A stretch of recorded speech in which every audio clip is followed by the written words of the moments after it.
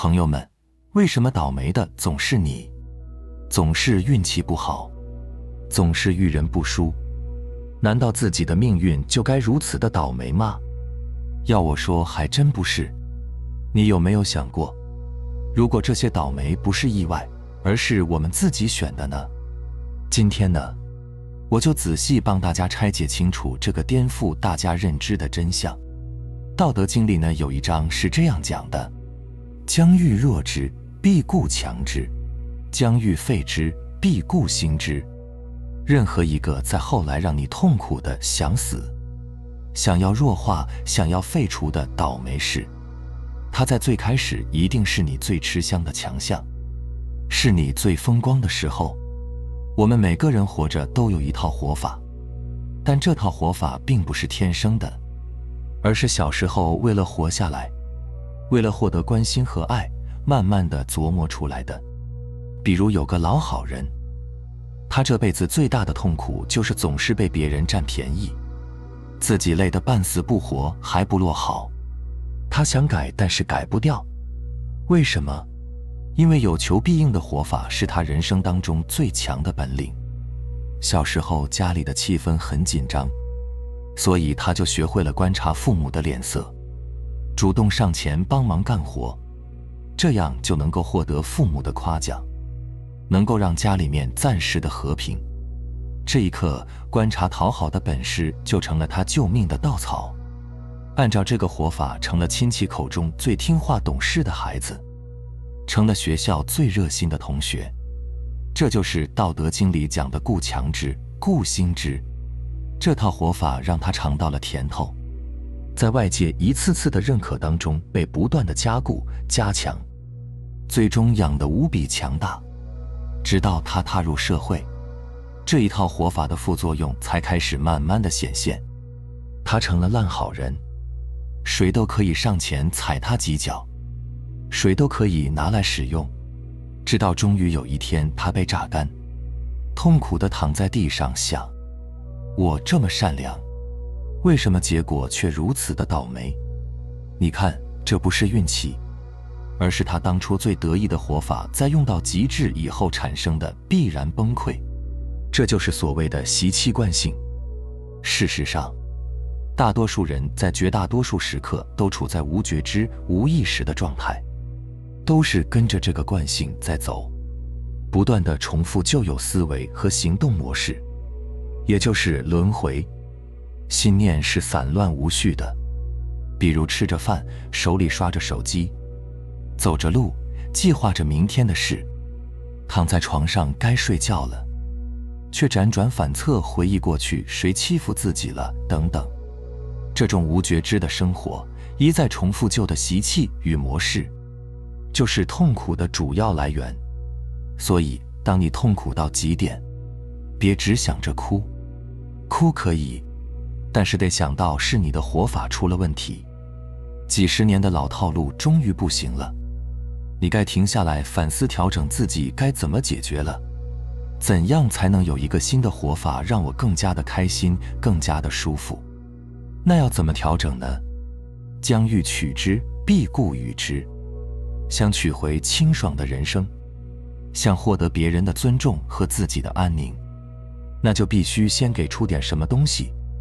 还是拿这个案例来说，在这个案例中，不是给别人东西，而是给我们自己东西。给什么呢？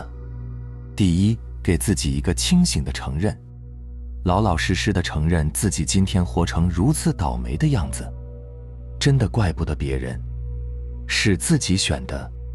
第二，给自己彻底的放弃，放弃我是个好人，放弃从别人那里获得称赞的虚荣感，做好被别人讲你真自私的准备。这一切不用发誓，不用硬逼着自己说我今天要脱胎换骨，不需要。老子在《道德经》里下一句就讲柔弱胜刚强。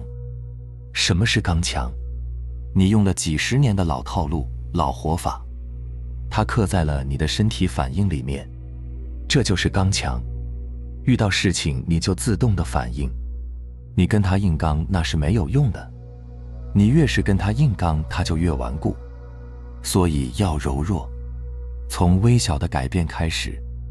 比如对于老好人来说，同事跟你讲能不能帮我取个快递，取个外卖，我知道很多人不敢拒绝，尤其是在之前无数次答应过这个同事的人，之前的忙都帮了，今天不帮忙是不是显得很奇怪？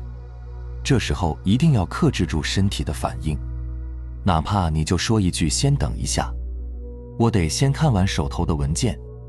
这一句没有拒绝，没有答应，但是开始给身体做缓冲了，不再惯着身体往前走，而是中断。中断的时间就能够开始观察我们内心最细微的念头和感受。再比如一个敏感的人，伴侣讲了一句批评自己的话，当时听到了，瞬间感觉到内心升起了一股火气，又随之而来一阵委屈。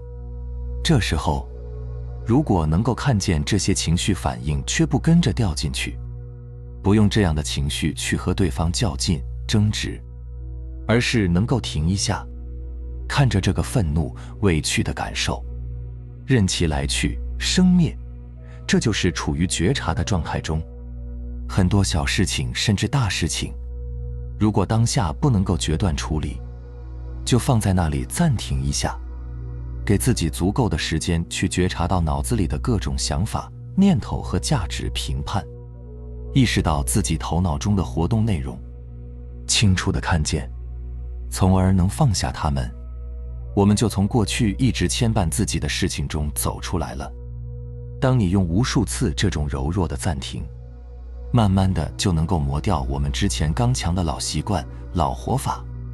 但是切记，鱼不可脱于渊，国之利器不可以示人。什么意思呢？就是所有这些调整的工作都只能够发生在我们内心的最深处，这就叫缘。去面对真实的自己，跟他在一起做这个事情，我真的舒服吗？因此，国之利器不可以示人。我们刚刚观察到自己念头情绪的感受，这个本事不能够给老油条看。这个所谓的老油条，就是你用了几十年的这个老活法，这个让你不断痛苦的你，你不能够把你现在清醒的念头拿给他去看，因为他马上就会跳出来教育你，你想的不对，要为人和善。结果是他会用一大堆看似正确的理由来扼杀你刚刚冒出的新鲜的这个念头，然后你又退回去开始之前的痛苦的循环。我们总是担心自己不答应别人是不是会伤害到他们，但是你放心，你是个老好人，你根本就没有能力伤害别人。他们的生气和不理解，只是因为你改变了，他们拆时不动你了，他们心里面觉得不舒服，他们不舒服就对了，不舒服几次他就知道他该改变来迎合你。老好人就是宁愿自己不舒服也要让别人舒服，结果就是我们的情绪和身体在漫长的折损中出现了各种各样的问题。所以有个现象就是，为什么那些坏人呢活得总是那么久那么长，好人呢总是病怏怏的，就是在于我们不懂把自己的感受和情绪合理的释放出来，总是憋在心里面。要知道，适度的释放我们的情绪，哪怕让对方感觉到有细微的不舒服，都是没问题的，因为不是致命的，他会调整。如果他也没有调整，反而是变本加厉的又过来让你不舒服，那就选择离开。佛家也讲自利利他，自度度人。有一种人什么也不管不顾的就度人，但是度人先得自度，你自己活出来，你度人才有意义。你自己还活不出来，自己还不知道往哪去，你扑上去度人，度得别人也苦恼，度得你也很疲劳，完全没有必要这样干。自度度他，你过得就有意思了。